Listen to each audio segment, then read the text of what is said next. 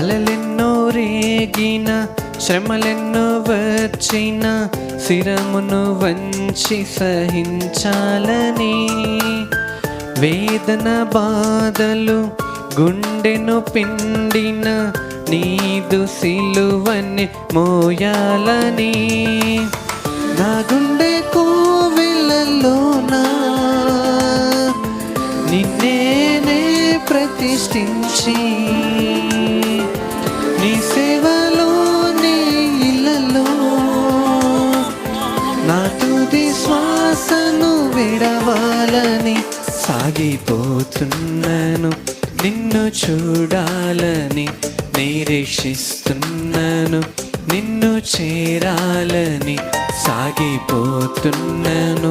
నిన్ను చూడాలని నిరీక్ష